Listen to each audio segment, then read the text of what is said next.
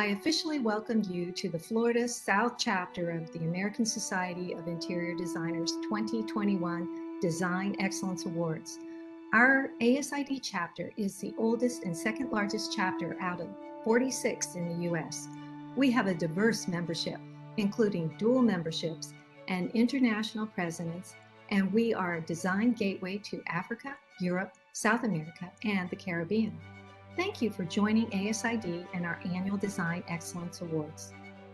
My name is Dr. Ann Rakan, the president of South Florida ASID and Interior Design Coordinator of Indian River State College. This year's DEA guest speaker, Michael A. Thomas, is both a past president of ASID Florida South and past national president of ASID. He is an author, instructor, lecturer, and one of the founders of the Design Alliance for Accessible Sustainable Environments, DEASE, and is currently serving as the president of the organization. His professional perspective has 3 points. To clients, I am your educator, a passionate listener, your advocate, one who helps implement your vision with skill and expertise. To colleagues, I am your partner, one who knows the value of everything, working with the same set of goals and defined outcomes. To the profession, I am engaged, a dedicated volunteer, a thought leader, and a supporter of those who will define the future of the design profession. And now, Michael, it's all yours. Thank you. Good evening, South Florida and the ASID Florida South Chapter. Welcome to this evening's big event. I'm so very glad to have been invited to be a part of the Design Excellence program this evening, all the way from Palm Springs, California. Now, in case you've never had the opportunity to meet me in person, my name is Michael Thomas, and I was the Florida South Chapter president in 1999. Yikes! Now that's over 2 decades ago. Wow, how time flies. And even though I'm a member now of the Los Angeles chapter, I still hold the folks in your group near and dear to my heart. You know, I've made so many great friends and built long-standing relationships as a member of your chapter, and it remains to this day one of the great benefits of being a member of ASID and of your chapter. And of course, I extend my greetings and regards to your esteemed chapter president, the chapter's board of directors, plus all the committee volunteers that collectively make it an awesome design community. Now, you may not realize it, but the Florida South Chapter is really quite a unique and special organization.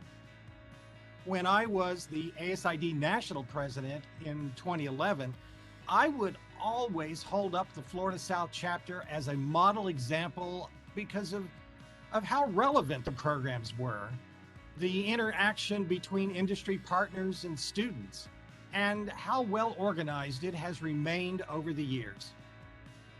I have certainly felt the passion and saw the commitments made by so many volunteers to ensure members can grow and develop and prosper.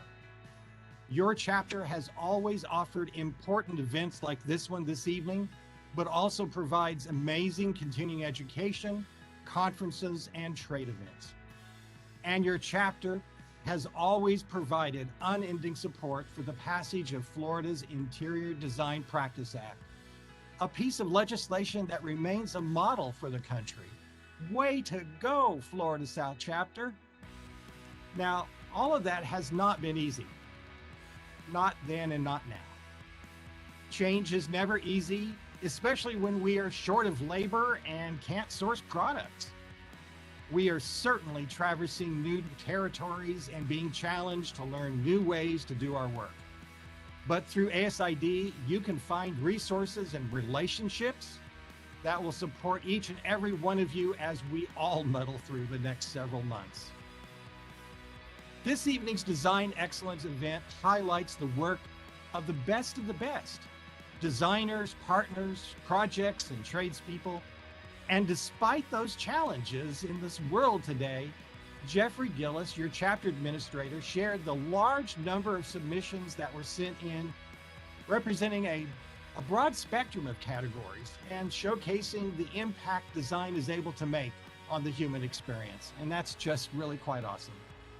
From small to large installations, single family residential to condos, hospitality to office spaces, and from aging in place, universal design, and green and sustainable interiors, everyone who took the time to enter is to be congratulated. Now, this evening's theme is the future of design, and we look forward to seeing the winning projects and how they might underscore that theme. And just after this evening's event, I challenge you to take a few moments to look forward, to take a long view down the road and discover your own future of design. Yes, there are some pretty big challenges and changes just ahead, but I do remain certain that design and designers will be at the center of changes to the built environment and continue to provide solutions impacting how and where we live. Just remember that any change requires measures of education, of skill, strength, and patience, and probably most importantly, flexibility in order to remain viable and successful. One quote comes to mind about the aspects of making and accepting changes. It's by Alan Watts, an English philosopher, and he was quoted as saying in the early 1930s, "The only way to make sense out of change is to plunge into it, move with it, and join the dance." So are you ready to dance? There are just many possibilities to make an impact on clients and consumers. Consider those who have had to remain at home while discovering new ways to work more effectively, Zooming their meetings. But once they get the green light to return to work, I think many will choose to stay in place rather than return 9 to 5. Will this indicate the return of a segmented home office once again? Think about the possibilities to work closely with businesses and companies looking to restructure their workspaces to keep staff and employees productive, safe, and healthy while still maintaining a profitable bottom line. Restaurants and hotels are seeking high-style materials and finishes that's going to welcome guests into unique and visually attractive environments, if only as a brief moment of sanity during this sea of change. And the impact of universal design spaces and green and sustainable interiors will only expand as consumers realize the importance of safe and healthy spaces in their personal lives. But wait, there's more. Consider cities like Seattle, Dallas, and LA.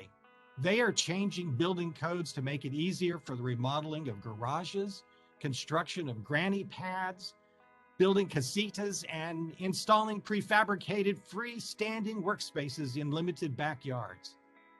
Consider big companies figuring out ways to co-share their leased office spaces with smaller, compatible, non-competing businesses that actually support their collective brands. I think office sharing and workspace cohabitation is definitely going to be in our future. Apple Computer just renovated The Tower, a 1930s historic theater in downtown LA, the first talkie movie house, and restored it to its faded glory into one of their retail operations. But they also included meeting rooms, conferences, classroom spaces in their design plans that will be part of Apple's global initiative to mentor young creative professionals. In the upcoming NAHB Builder Show in Orlando next spring, builders and manufacturers will showcase the ways a residence can be designed using only off-the-shelf green products and materials while watching costs. And right here in Palm Springs, the modernism capital of the world, people from all over are flocking to the area to tour the hundreds of classic mid-century homes and really snap them up at record prices, restore them, and keep them for the next generation. One home built in 1957, a 3-bedroom, 2-bath, and all in just 1,000 square feet, sold for a cool $1 million last month. That's $1,000 a square foot. That's insane. But these interior designers that purchase the home will turn it into what? An Airbnb featuring their own design abilities, the firm's own exclusive products, accessories, and art, and with each item barcoded so that you can purchase the item for your own residence, have it shipped to your home before you leave theirs. So you might ask, what each of these projects have in common with one another? Each has a designer and a design team at the core, creatively leading those projects right into the future. Yes, change is going to play a substantial role in the future of design, but in a way, hasn't design always been about change? So as the economy moves out and away from the need to wear a mask, designers are just going to be well positioned to make even greater impacts in how we live, how we work, and how we enjoy our interactions with one another. The question is, where will you be in the midst of all that change? Are you now looking to the future? And are you ready to dance? So tonight, while we do congratulate the winners, please remember to celebrate the future opportunities we all have just up the way. So while I wish I was there in person so I could give everyone a hug, yes, with a mask on, I'm happy to have been able to join you here anyways. So have a great evening, and I hope that our paths will continue to cross someday very soon in the future.